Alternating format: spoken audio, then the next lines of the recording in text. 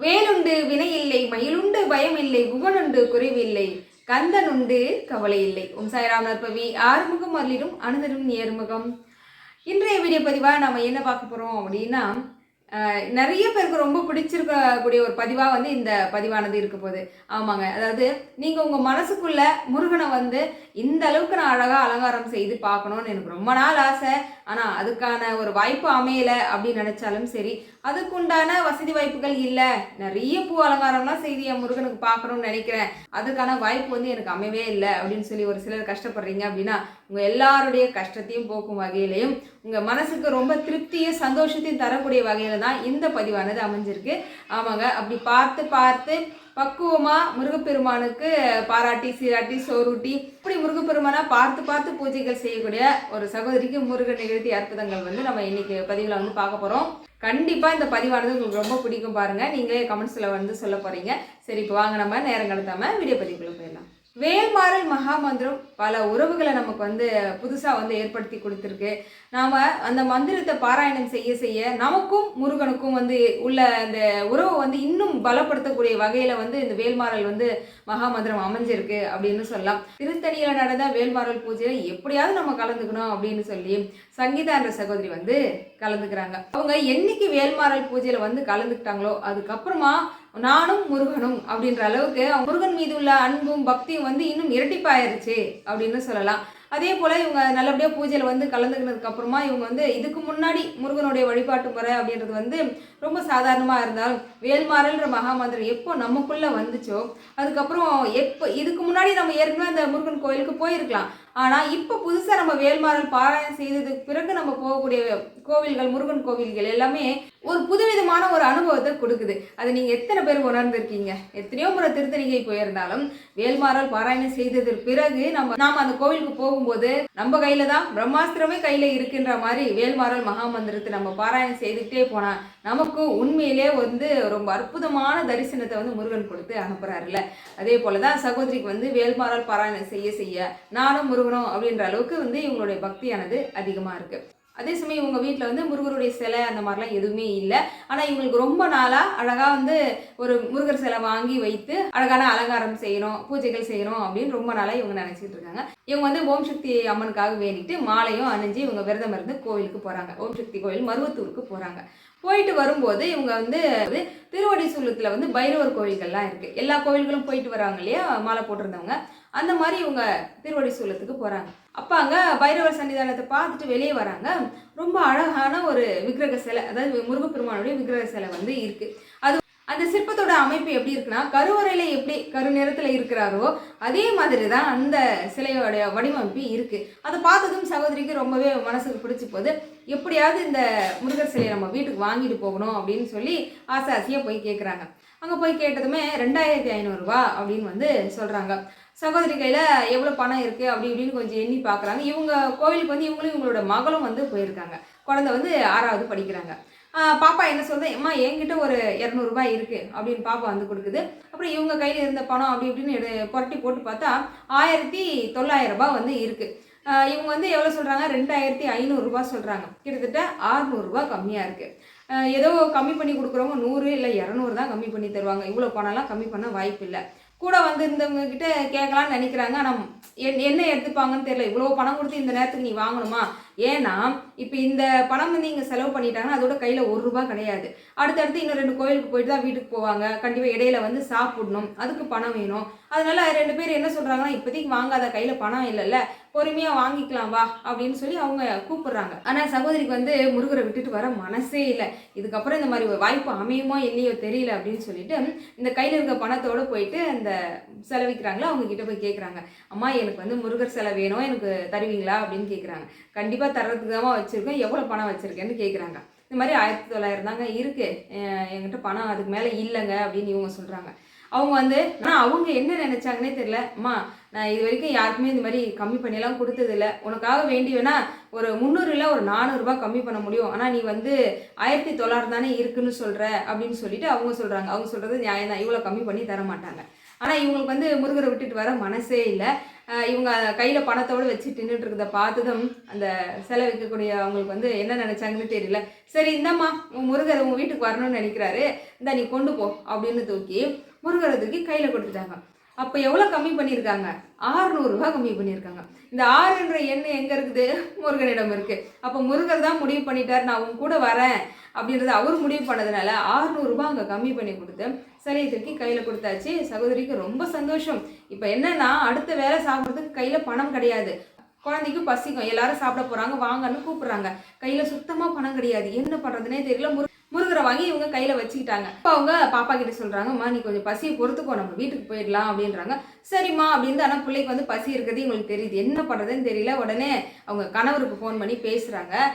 எப்பவுமே இந்த மாதிரி ஃபோன்லலாம் பைசாலாம் போட்டு விடவே மாட்டாராம். இந்த மாதிரி எனக்கு கொஞ்சம் செலவுக்கு பைசா தேவைப்படுது, போடுறீங்களா அப்படின்னு இவங்க எதாச்சா கேட்குறாங்க. சரி என்ன இப்போ உனக்கு வந்து ஒரு 300 ரூபா போட்டு விட்றேன் அப்படின்னு சொல்லி பைசா போட்டு விட்றாரு. அப்பா இது போதுமே அப்படின்ற மாதிரி. அந்த நேரத்துக்கு இது வரைக்கும் அந்த மாதிரி போடவே மாட்டாங்க. எதுவும் திட்டுவாங்க அப்படின்னு நினச்சா திடீர்னு பணம் போட்டதும் பசியோடு இருக்கிற பிள்ளைய வந்து முருகர் விடுவாரா? இருந்த பணமெல்லாம் வந்து கொடுத்து வாங்கியாச்சு. அது முருகர் எப்படி பார்த்துட்டு சும்மா இருப்பார் அப்படின்னு பணம் வந்த உடனே அழகாக சாப்பிட்றாங்க. கிளம்பி வண்டியில் ஏறி அமர்ந்தாச்சுங்க. வண்டி போய்கிட்டு இருக்கு. கொஞ்சம் தூரம் போனது ஒரு பெரிய ஸ்பீட் பிரேக் வந்து வருது போல். எதாச்சா வந்து வண்டியை வந்து விட்டுட்டாங்க.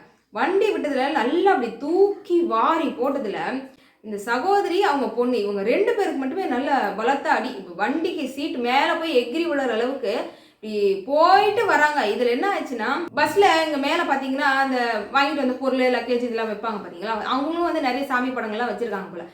எல்லாமே வந்து சகோதரி மேலே தான் விழுந்திருக்கு. இவங்களுக்கு வந்து முருகான்னு இவங்க கையில் வச்சு இந்த பார்சல் எதுவும் ஆகிடக்கூடாதுன்னு முருகான்னு இப்படி பிடிச்சிட்டு வந்ததெல்லாம் அவங்க தலையில் வாங்கிட்டு இவங்களுக்கு சரியான பலமான அடி. கழுத்துக்கிட்ட கைக்கிட்டலாம் நல்ல அடி. அந்த பிள்ளைக்குமே கொஞ்சம் நல்ல பெரிய அடி தான். அதாவது பிடிச்சிட்டாங்க, முன்னாடி போய் விழ வேண்டிய குழந்தைய அவங்களும் பிடிச்சிட்டாங்க. ஒரு சிலர் என்ன சொல்கிறாங்கன்னா இப்போ தான் முருகரை வாங்கிட்டு வந்த உடனே வா அப்படின்ற மாதிரி ஒரு சிலர் சொல்கிறாங்க. ஆனால் சகோதரி இது கேட்டதும் உண்மையாக மனசு ஒரு மாதிரி ஆகுது. என்ன முருகா, நான் எவ்வளோ ஆசையாக வாங்கினேன், நீ எனக்கு எப்போவுமே நல்லது தான் பண்ணுவேன், இவங்க யார் என்ன சொன்னாலும் எனக்கு கவலை இல்லை முருகா, நீ எனக்கு வந்து நல்லபடியாக வா, எங்கள் வீட்டுக்கு வந்துட்டு போயிடலாம் அப்படின்ற மாதிரி இவங்க கையில் வச்சுட்டு எதாச்சும் ஃபோன் எடுத்து பார்க்குறாங்க.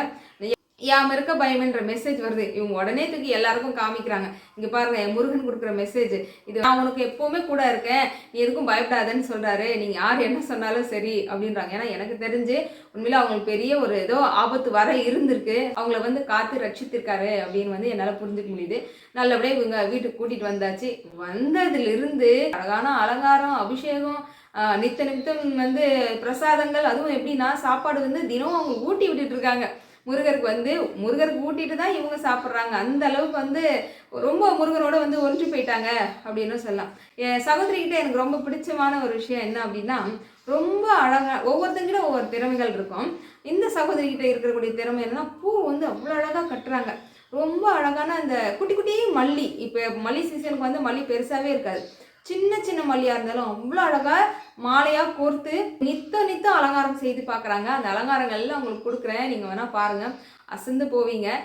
இந்த அளவுக்கு வந்து முருகனை இவங்க பாராட்டி சிராட்டி பார்த்துக்கிட்டு இருக்கிறாங்களே. இப்போ தான் தைப்பூச விரதம் ஆரம்பிக்குது. நம்ம சேனல் பார்க்குறாங்க. அதை பார்த்ததும் இவங்களுக்கு ஒரு வேண்டுதலும் இருக்குது. ஏன்னா இவங்களுக்கு வந்து 2வது குழந்தை வந்து இன்னும் நிற்கலான்றது. அதுக்கு முன்னாடிலாம் எப்பவுமே முருகன்கிட்ட இந்த வேண்டுதல் வச்சுக்கிட்டே இருப்பாங்களாம். இப்போ முருகனை வந்து வேண்ட ஆரம்பிச்சதுக்கப்புறம் நீயா எப்போ பார்த்து கொடுத்தாலும் சரிதான் முருகா அப்படின்ற எண்ணம் வந்து நமக்குள்ள அந்த பக்குவம் வந்து பிறந்துருது. இப்போ சகோதரி வந்து 48 நாட்கள் தைப்பூச விரத முறை எடுக்கிறாங்க. ஒரு வேளை உணவை தவிர்க்கிறாங்க. மீறி எப்போ சாப்பிட்டாலுமே முருகனுக்கு நைவேத்தியம் செய்து அந்த உணவை தான் இவங்க எடுத்துக்கிட்டு அழகாக இந்த விரத முறையை இவங்க ஆரம்பிச்சிருக்காங்க. இவங்க இவ்வளோ அழகழகாக மாலைகள் கட்டி முருகனுக்கு போட்டாலும் இவங்களுக்கு வந்து என்னென்னா ஏலக்காய் மாலை வாங்கி போடணும் அப்படின்னு ஒரு ஆசை. சகோதரி வந்து என்கிட்ட கேட்டிருந்தாங்க. நான் சொன்னேன், குட்டி சின்ன முருகராக தானே இருக்கிறாரு, லேயர் மாலை போட்டுக்கிறீங்களா அப்படின்னா, இல்லை எனக்கு செண்டு மாலை தான் வேணும் அப்படின்னாங்க. சரிம்மா அப்படின்னு அதுக்கேற்ற மாதிரி அளவுகள் எல்லாம் கேட்குறோம். எதுக்காக அது முக்கியமாக அந்த விஷயம் சொல்கிறேன்னு கேளுங்களேன்.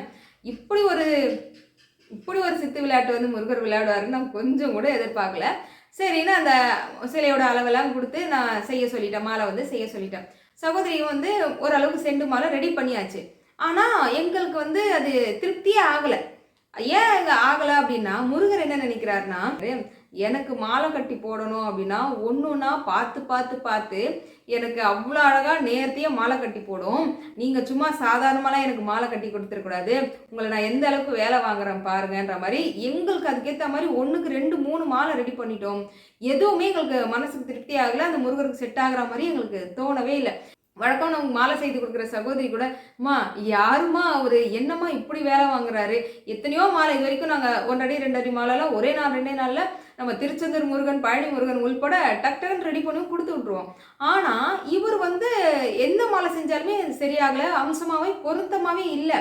மல்லிப்பூ மாலையே எனக்கு பார்த்து பார்த்து என்னுடைய பக்தை வந்து எனக்கு கோர்த்து கட்டி போடுவாங்க, நீங்கள் என்ன சும்மா சாதாரணமாக முடிச்சிடலான்னு பார்த்தீங்களா அப்படின்ற மாதிரி வேலை வாங்கிக்கிட்டே இருக்காரு. ஒரு வழி அழகாக மாலை ரெடி ஆயிடுச்சுங்க. இந்த மாலையை வந்து முருகருக்கு போட்டது முதல் ஃபோட்டோ எனக்கு தான் எடுத்து அனுப்புறீங்க, எப்படி இருக்குது நான் பார்த்தே ஆகணும் அப்படின்னு வந்து சகோதரி சொல்லியிருந்தாங்க. அதுக்கேற்ற மாதிரி அழகாக பேக் பண்ணி அவருக்கு அனுப்பிச்சாச்சு. வந்ததும் மாலை நல்லா இருக்குன்னு சொல்லிட்டாங்க. ஆனால் நாங்கள் தைப்பூச தண்ணிக்கு தான் போட போகிறோம் அப்படின்னு ஒரு வாரம் வெயிட்டிங்கில் இருக்குது மாலை. சரி நாங்களும் வந்து தைப்பூசத்து வரையும் வெயிட் பண்ணி பார்க்குறோங்க, எப்படி தான் இந்த மாலையை அவர் ஏற்றுக்கிறாருன்னு நான் பார்க்குறேன் அப்படின்னு சொல்லிட்டு நாங்களும் விட்டுட்டோம். இவங்க தைப்பூச விரதம் இருந்தாலும் மாலை வந்து போட்டுக்காம தான் இருந்தாங்க. அதனால் ஒரு 9 நாள் மாலை போட்டுக்கணும்னு ஆசைப்படுறாங்க. அவங்க கணவர் வந்து விரதம் இருக்கிறதுக்கு எதனா வந்து சொல்லி திட்டுவாங்க.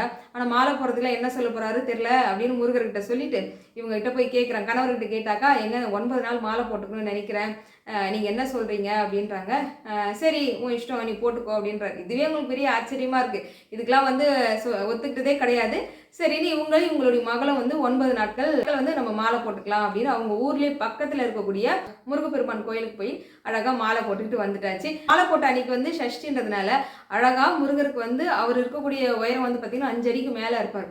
அவருக்கு மல்லிப்பூ செண்டால மாலை கட்டி கொண்டு போய் போட்டிருக்காங்க. எவ்வளோ பெரிய விஷயம் இல்லை. இப்போ மல்லி விற்கிற விலைக்கு நானே கூட கேட்டிருந்தேன்ம்மா, இப்போ மல்லி நிறைய விலை விற்குதேம்மா, நேரத்தில் வந்து இவ்வளோ பூ எடுத்து நீ மாலை கட்டி போறிய, வீட்டில் எதுவும் சொல்லலையா அப்படின்னா அதுக்கு அவங்க சொல்கிறாங்க, சிஸ்டர் இந்த பூவே என் ஐயன் கொடுத்தது, என் ஐயனுக்கே இல்லைன்னா அப்புறம் எதுக்கு இந்த பூ அப்படின்ற மாதிரி அவ்வளோ பூவை எடுத்து அழகாக முருகருக்கு அங்கே மாலை கட்டி போட்டுட்டு வீட்லேயும் அழகாக வந்து மாலைகள் தொடுத்து சாமிக்கு வந்து அவங்க போட்டுட்ருக்காங்க. சகோதரி என்ன நினைக்கிறாங்கன்னா, தைப்பூசத்தன்னைக்கு ரொம்ப பிரம்மாண்டமாக வந்து ஐயனுக்கு அலங்காரங்கள் செய்து பார்க்கணும். ஏன்னா அன்னைக்கு வந்து ரொம்ப விசேஷமான ஒரு நாள் இல்லை. அதே சமயம் வீட்லேயும் ஒரு பக்கத்தில் இருக்கவங்க எல்லாரையும் கூப்பிட்டு ஒரு 5 பேர் ஒரு 7 பேர் அளவுக்கு வேல்மாறல் பாராயணமும் நம்ம வீட்டில் வந்து செய்யணும். உண்மையாக வேல்மாறல் பாராயணம் வந்து நம்ம அதை சத்தமாக பாட பாட பாட என்ன ஆகுதுன்னா மனம் உங்கர்ந்து முருகன் வந்து சிரிக்கிறாருங்க. அவர் கண்ணெல்லாம் ஒரு ஒளியை வந்து நம்மளால் பார்க்க முடியுது. இந்த பதிவு நான் வந்து சொல்லிக்கிட்டு இருக்கும்போதே ஒரு விஷயம் எனக்கு டக்குன்னு ஞாபகம் வருது. நம்ம வெற்றிவேலவன் கோவிலில் வந்து நம்ம வேல்மாறல் பூஜை வந்து செய்துட்டு வந்தோம் இல்லையா, இன்னைக்கு அண்ணா வந்து ஒரு ஃபோட்டோ எடுத்து அனுப்புகிறாரு. என்னென்னா நாங்கள் அன்னைக்கு நாங்கள் வந்து கொடுத்துட்டு வந்தோம் இல்லையா, அந்த ஆவணங்கள் அனைத்துமே முருகனுக்கு வந்து அண்ணன் சாற்றி எங்களுக்கு ஒரு ஃபோட்டோ எடுத்து அனுப்பிச்சிருந்தாரு. அப்போ சொல்கிறாரும்மா, நீங்கள் வேல்மாறல் பூஜை செய்து முடிச்சுட்டு போன மறுநாள்லேருந்தே முகம் இன்னும் அழகாக சிரிச்ச முகத்தோடு இருக்காரு. அதுவும் இன்னைக்கான அலங்காரத்தில் முருகன் வந்து கண் விழித்து இருக்கிற மாதிரி இருக்குது. இதே வேல்மாறல் பூஜைக்கு அப்புறம் நடந்த அற்புதம் அப்படின்னாரு. நான் ஃபோட்டோ வேணா ஆட் பண்ணுறேன் பாருங்கள். அவ்வளோ ஒரு சிறப்பையும் மகிழ்ச்சியும் வந்து முருகனுக்கு கொடுக்குது நம்ம வேல்மாறல் பாராயணம். நம்ம எல்லாரும் சேர்ந்து பாராயணம் செய்து அவ்வளோ மனமகிழ்ந்து அவர் வந்து கேட்குறாருன்றதுக்கு இதெல்லாம் ஒரு சாட்சிகள் நமக்கு. அதே போல் சகோதரி என்ன நினைக்கிறாங்கன்னா, அன்னைக்கு ஒரு நாள் வந்து ரொம்ப சிறப்பான அலங்காரமாக இருக்கணும், வேல்மாறல் பூஜை வந்து செய்யணும், நம்மளால முடிஞ்சு மற்றவங்களுக்கு சாப்பாடு எதுனா தானம் கொடுக்கணும். இது எல்லாத்தையும் தாண்டி திருத்தணிக்கு போய் முருகனை வந்து பார்த்துட்டு வந்துடணும் அப்படின்ற இவ்வளோ விஷயமும் ஒரு நாள் பிளானாக இவங்க போடுறாங்க. எது எப்படி இருந்தாலும் அன்றைக்கி ஒரு நாள் வந்து உண்மையாக எல்லாருமே மெனக்கெட்டு அன்றைக்கி என்ன நம்மளால் அன்றைக்கி என்னென்ன பண்ண முடியுமோ எல்லாமே வந்து செய்திருந்தோம் இல்லையா. அதே போல் சகோதரி என்ன பண்ணுறாங்கன்னா, இப்போ அலங்காரம் செய்கிறதுக்கு என்ன பண்ணலாம் அப்படின்னு யோசிக்கிறாங்க. அவங்களுடைய கணவர்கிட்ட சொல்கிறாங்க, முருகருக்கு வந்து நல்ல தேர் போல் ஒரு வடிவமைப்பில் வந்து அலங்காரம் செய்யணும், என்ன பண்ணலாம் ஐடியா கொடுங்க அப்படின்னு கேட்குறாங்க. அங்கே அந்த ஊர்லலாம் வந்து பார்த்திங்கன்னா ஐயப்பனுக்குலாம் வந்து வாழை மட்டையில் செய்வாங்க, பார்த்துருவீங்களே. நம்ம விளக்கு பூஜைகள்லாம் வந்து ஐயப்பனுக்கு வந்து வாழை மட்டையிலே அலங்காரம் செம்மையாக அருமையாக பண்ணுவாங்க. அதே போல் ஒரு வடிவமைப்பில் வந்து வேல் வடிவில் முதல்ல செய்யலாம்னு நினைக்கிறாங்க. ஆனால் அதுக்கான சாத்தியக்கூறுகள் அமையலை. சரின்னு இவங்க தேர் டைப்லேயே வந்து இவங்க செய்கிறாங்க. அது செய்தது கூட பாருங்கள், அன்றைக்கி சனிக்கிழமை அன்றைக்கி இரவு வந்து இந்த பொருளெல்லாம் வாழை மரத்தை போய் வெட்டி கொண்டு வந்துட்டார். திடீர்னு 2-3 பேர் வந்து உதவி இருந்தால் தான் செய்ய முடியும். திடீர்னு பக்கத்தில் கூட ஒரு 3 பசங்க வந்து உதவி செய்கிறேன்னு வந்திருந்தாங்க. அந்த 3 பசங்களுடைய பேர் வந்து ஹரிஹரன், கணபதி, அதுக்கப்புறம் வந்து நந்தகுமார். அதாவது நந்தகுமார்ன்றது வந்து நந்தி பகவானா, ஹரிஹரன் அப்படின்னா விஷ்ணு பகவானையும் சொல்லலாம், ஐயப்பன்னு சொல்லலாம். கணபதி அப்படின்னா விநாயக பெருமான். 3 தெய்வங்களுமே ஒன்று சேர்ந்து என் தம்பிக்கு, அதாவது என் முருகருக்காக செய்யக்கூடிய தேர் அலங்காரத்துல வந்து நாங்க இல்லைன்னா எப்படின்னு அந்த நேரத்துக்கு அந்த பிள்ளைங்க எல்லாம் வந்து உதவி செய்து ரொம்ப அற்புதமான தேர் அமைப்புல வந்து அந்த வீடு வந்து கட்டி முடிச்சிட்டு இருக்காங்க. இதை முடிச்சுட்டு அழகா மறுநாள் காலையில இந்த பூ அலங்காரம்லாம் செய்து முருகனை அங்கே அமர்த்தி பார்த்தா அப்பா எவ்வளோ ஒரு கொள்ள அழகு. அதுலேயும் அழகுக்கு அழகு சேர்க்க இந்த ஏலக்காய் மாலை அவருக்கு என்ன ஒரு லட்சணமாக இருக்குது. இப்போ அழகான அலங்காரத்தில் சிறப்பாக வந்து வேல்மாறல் பூஜை நடந்திருக்கு. சகோதரி வந்து ஒரு தாமரை பூ ஐயனுக்கு மேலே வச்சுருக்காங்க. ஐயா, என்னால் முடிஞ்சது நான் எல்லாமே செய்திருக்கேன், உங்களுக்கு இது மன திருப்தியாக இருக்குன்னா இந்த பூ கொடுத்தா ரொம்ப சந்தோஷப்படுவேன் அப்படின்னு சகோதரி வந்து நினச்சிட்டு வச்சுருக்காங்க. அதுக்கேற்ற மாதிரி எல்லா பாராயணங்கள் எல்லாமே முடிஞ்சதுக்கப்புறம் சின்ன சின்ன முருகையான் பாடல் பாடினதுமே ஐயன்கிட்ட இருந்து அந்த பூ விழுந்திருக்கு. போற்றி துதிகள் மந்திரங்கள் எல்லாம் பாராயணம் செய்திருக்காங்க. அதுவும் வள்ளி அம்மாவுடைய போற்றிகள் படிக்கும்போது கரெக்டாக வள்ளி பகம் இருக்கக்கூடிய அந்த இடத்துலேருந்து பூ விழுந்திருக்கு. கஜவள்ளி தாயே போற்றி, ஓம் தேவ குஞ்சரியே போற்றி, ஓம் திருமாலின் கண்ணீர் துளிகளில் பிறந்தவளே போற்றி, ஓம் மண்ணிலும் வீட்டிலும் காத்திருந்த மனுவித்தவளே போற்றி, ஓம் ஐராவதி யானையால் வளர்க்கப்பட்டவளே போற்றி, ஓம் மரமாகி பிறந்தவளே போற்றி. பூஜை ரொம்ப சிறப்பாக முடிச்சுட்டு வந்திருந்தவங்க எல்லாருக்கும் வந்து தாம்பூலம்லாம் கொடுத்து அவங்கள எல்லாரையும் நல்லபடியாக வழி அமைச்சிட்டு இப்போ இவங்க எல்லாரும் வந்து திருத்தணிகை கிளம்புறாங்க. அதுவும் ஒரு 9 பேருக்கு வந்து அன்னதானம் கொடுக்கறதுக்கு சாப்பாடெல்லாம் எடுத்துக்கிட்டு திருத்தணிகை கிளம்புறாங்க. கிட்டத்தட்ட ஒரு 2-2:30 மணி ஆயிடுச்சுங்க. இவங்க திருத்தணிக்கு போயாச்சு. இப்போ என்ன நினைக்கிறாங்க சகோதரி அப்படின்னா, அதாவது படி ஏறி போய் ஐயனை பார்க்கணும் அப்படின்னு ஆசைப்படுறாங்க. இதற்கு இடையில அவங்க கணவர்கிட்ட சொல்றாங்க, எங்க நம்ம படி ஏறி போவோமா அப்படின்னா சரியான திட்டு ஆரம்பிக்கிற. என்ன, ஆமா கோயிலுக்கு வந்ததே ரொம்ப லேட்டு, இதுக்கப்புறம் நீ வந்து படி ஏறி போயினா எந்த நேரத்தில் நம்ம போய் சாமி பார்க்கறது, நம்ம வண்டியிலே மேலே போயிடலாம் வா அப்படின்னு சொல்லிட்டு வண்டி ஏறக்கூடிய அந்த பாதைக்கு வந்து அவர் அங்கே போறாரு. சகோதரிக்கு வந்து மனசே இல்லை, நான் படியேறி வந்து ஐயனை பார்க்கணும். இவங்க காலையிலேருந்து எதுவுமே இன்னும் சாப்பிடாம இருக்காங்க, தண்ணியை தவிர. ஆனால் மனசு வந்து அடிச்சுக்கிட்டு நடந்து போய் தான் ஐயனை பார்க்கணும் அப்படின்னு.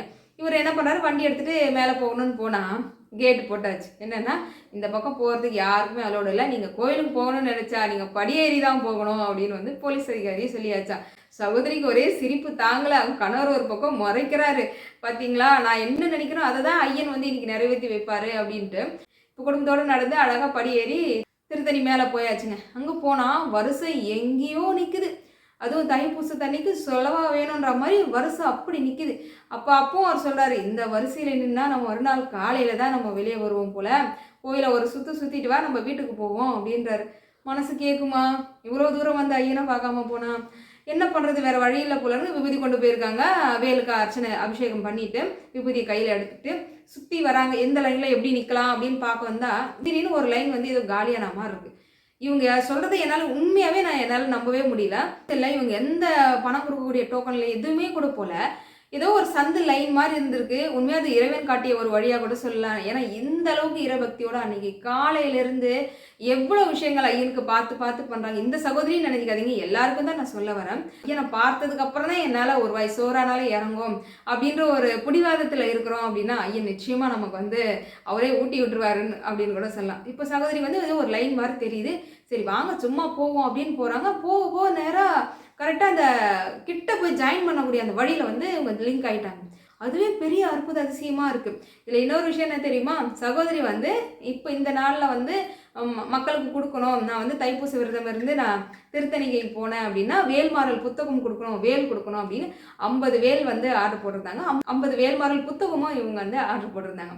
இதெல்லாம் கையில் வச்சுட்டு தான் இவங்க திருத்தணிகை போயிருக்காங்க. போகும்போது அந்த வரிசையில் நிற்கும் போதே வந்து எல்லாருக்கும் சொல்லி கொடுத்தாங்களா, இது வந்து வேல்மாறல் மகா மந்திரம், இதை வந்து எல்லாருக்குமே சொல்லி சகோதரி வந்து வேலும் வேல்மாறல் புக்கும் வந்து கொடுத்துருக்காங்க. அது ரொம்ப முக்கியமான விஷயம் கூட. ஏதோ எல்லாரும் கொடுக்குறாங்கிறதுக்காக வாங்கக்கூடாது. இப்போ அது வரிசையில் கொடுத்ததுக்கு காரணம், இப்போ இவ்வளோ நேரம் கால் கடக்க நிற்பாங்க, நிற்கிற நேரம் படித்தாங்க அப்படின்னா அவங்களுக்கு நிறைய பலன்கள் உண்டு இல்லை. அது போல் சகோதரி வந்து அவங்க எல்லாருக்கும் திருத்தணி அது போல் அவங்களுக்கு வந்து அந்த புத்தகம்லாம் கொடுத்துட்டு அழகாக சாமி பார்க்க வந்திருக்காங்க. கருவறை கிட்ட நிற்கிற நேரம் திருத்தணியில் உதித்தருளும் ஒருத்தன் மலை விருத்தெழுந்து உலத்தில் உரை கருத்தன்மை நடத்து குகன்மையிலன்னு 6 முறை சொல்கிறாங்க. அந்த 6 முறை சொல்கிற வரையும் இப்படி அப்படி கூட பிடிச்சி தள்ளவே இல்லையா. இதுவுமே எனக்கு ரொம்ப ஆச்சரியமாக இருக்குது. அவ்வளோ கூட்ட நெரிசலில் சகோதரி நல்லா சத்தமாக சொல்ல யாருமே எதுவுமே சொல்லலை. 6 முறை சொல்லிட்டு தான் ஐயனை நல்லா கண்குளிர பார்த்துட்டு தான் நான் அந்த பக்கம் வந்தேன் அப்படின்னாங்க. உண்மையாகவே இது பெரிய விஷயம் தான். நமக்கு வந்து கோவிலுக்கு போயிட்டோம், வரிசையில் நிற்கிறோன்னா பாக்கியம்னு நினைங்க. நம்மளால் முடிஞ்ச ஒரு எல்லா மந்திரங்களும் பாராயணம் செய்து ஐயனை பார்த்தோம் அப்படின்னா அதை விட ஒரு பலன் வேறு என்ன வேணுன்ற மாதிரி அழகாக உற்சவர்கிட்ட வந்து புத்தகம் வச்சு வாங்கிட்டு பூ கொடுத்துருக்காங்க, வாங்கியிருக்காங்க. சண்முகநாதர்கிட்ட வந்து திருப்புகழ் எல்லாமே பாராயணம் செய்துட்டு நல்ல தரிசனம் முடிச்சுட்டு குடும்பத்தோடு இப்போ அவங்க வீட்டுக்கு வந்தாச்சு. வந்ததுக்கப்புறம் சகோதரி இவ்வளோ விஷயங்கள் சொல்லியிருந்தாங்க. எனக்கும் ஒரு வாய்ப்பு கிடைச்சிது, அவங்க வீட்டுக்கு போகக்கூடிய ஒரு வாய்ப்பு. நான் கொஞ்சமும் எதிர்பார்க்கவே இல்லை. நான் போகிற நாள் கரெக்டாக செவ்வாய்க்கிழமை. நான் எதிர்பார்க்கவே இல்லை. எதிர்த்து அவங்க வீட்டுக்கு போகிறேன். எதாச்சும் நான் வந்து அவங்க வீட்டுக்கு போயிருந்தேன். எனக்கு ரொம்ப ஆசையாக இருந்தது. அந்த ஐயனை வந்து எனக்கும் தூக்கி பார்க்கணும், கொஞ்சணும்னு ரொம்ப ஆசையாக இருந்தது. நானும் அங்கே போய் நின்று அவரை தூக்கி கொஞ்சி பார்த்துட்டு அன்னைக்கு பூ விழுந்துச்சு பாருங்க, தாமரை பூ. அதை எடுத்து என் கையில் கொடுக்குறாங்க. நான் சொன்னேன், அம்மா இது முருகர் உனக்காக கொடுத்தது, நீயே வச்சுக்கோ, நீ எவ்வளோ சிறப்புகளாக அன்னைக்கு செய்திருக்கல, அதுக்காக நான் கொடுத்த பலன்னு அவங்க கையிலேயே கொடுத்துட்டு அப்புறமா அவங்க வீட்டில் இருக்கிற முருகருக்கு வந்து என்ன சாப்பாடு ஊட்ட சொன்னாங்க. நானும் அவருக்கு வந்து அழகாக சாப்பாடு ஊட்டிட்டு இங்கே கூட ஒரு விஷயம் நடந்ததுங்க. சகோதரிக்கு நான் அவங்க வீட்டில் விளக்கு ஏற்றுறேன்னு இவங்க ஆசைப்பட்டிருக்காங்க. ஆனால் நான் போகும்போது மாலை நேரமாக போனால் வீட்டில் எல்லா விளக்கமும் எரிஞ்சிட்டு இருந்தது. இவங்க முருகரை தூக்கி என் கையில் கொடுத்துட்டாச்சு. நான் வந்து வச்சு பார்த்துட்டு அவரை தூக்கி கொண்டு போய் நான் வைக்கிற நேரம் அவர் தலையில் இருந்த பூ விழுந்து அங்கே எரிஞ்சிட்டு இருந்த விளக்கு வந்து குளிர்ந்துருச்சு. அடடா என்னடா குளிர்ந்துருச்சு அப்படின்னு நினச்சா அவங்க உடனே இல்லை சகோதரி நீங்கள் விளக்கு ஏற்றுங்க அப்படின்றாங்க. எனக்கே ரொம்ப ஆச்சரியமாக போச்சு. முருகன் வந்து என் பக்தியை வந்து ஆசைப்படுறா, நீ விளக்கேற்றணும் அப்படின்னு, நீ விளக்கேற்று அப்படின்னு சொல்ல மாதிரி இருந்தது. நான் அவங்க வீட்டில் விளக்கேற்றிட்டு மந்திரங்கள் எல்லாம் பாராயணம் செய்துட்டு ரொம்ப நிறைவாக இருந்தது. எனக்கு முடிச்சுட்டு கிளம்புறேன். எனக்கு அன்றைக்கி செவ்வாய்க்கிழமை அன்னைக்கு எனக்கு வேல்மாறல் புத்தகமும் வேலும் என் கைக்கு திரும்ப வருது. அதாவது எத்தனையோ பேர் கொடுக்கும்போது ரொம்ப மனசு சந்தோஷப்பட்டு போவாங்க. அந்த ஒரு நிமிஷம் சந்தோஷத்தை நான் திரும்ப உணர்ந்தேன். ஏன்னா செவ்வாய்க்கிழமை அன்னைக்கு வேல்மாறல் புக்கும் நம்ம கை கிடைக்கிறது எவ்வளோ பெரிய பாக்கியம். சகோதரி எனக்கு வச்சு கொடுத்துருந்தாங்க. எனக்கு ரொம்ப மனசுக்கு நிறைவாக இருந்தது. உண்மையாகவே நாம் முருகனுக்கு இவ்வளோலாம் அழகழகாக அலங்காரங்கள் செய்து பார்க்குறோம். எல்லாருமே நினைப்போம் தான், எல்லாருக்கும் முடியும்னு சொல்ல முடியாது. இப்படி செய்து பார்க்குறவங்கள பார்க்குறதே பெரிய ஒரு பாக்கியம், ஒரு சந்தோஷம் அப்படின்னு கூட சொல்லலாம். இந்த பதிவானது நிச்சயமாக நிறைய பேருக்கு பிடிச்ச ஒரு பதிவாக இருக்கும்னு நினைக்கிறேன். நம்ம எப்படியெல்லாம் முருகனுக்கு அலங்காரம் செய்துன்னு பார்ப்போமோ அதையெல்லாம் இந்த சகோதரி செய்து முருகனோட அருள் வந்து பரிபூர்ணமாக அவங்களுக்கு கிடைச்சிருக்கு. அவங்க மூலியமாக நம்ம எல்லாருக்கும் கிடைச்சிருக்கு அப்படின்னு கூட சொல்லலாம். கூடிய விரைவில் அவங்களுடைய வேண்டுதல் முருகன் வந்து நிறைவேற்றி வைப்பார்ன்ற நம்பிக்கை இருக்குது. நீங்களும் அவங்களுக்காக வேண்டிக்கோங்க. கூடிய விரைவில் அவங்களுக்கு வந்து 2வது குழந்தை பாக்கியம் வந்து கிடைக்கணும் அப்படின்னு சொல்லிட்டு இன்றைய பதிவானது உங்களுக்கு பிடிச்சிருக்கு அப்படின்னா கண்டிப்பாக லைக் பண்ணி தெரிஞ்சவங்களுக்கு ஷேர் பண்ணுங்கள். அடுத்த ஒரு அற்புதமான பதிவில் வந்து நான் உங்களை சந்திக்கிறேன். வேல்வேல் வெற்றிவேல், வேல்வேல் வெற்றிவேல், சுற்றி வந்து நம்மை காக்கும் சுப்பிரமணிய வேல். சத்தியமாவது சரவணபவே. ஓம் சாய்ராம்.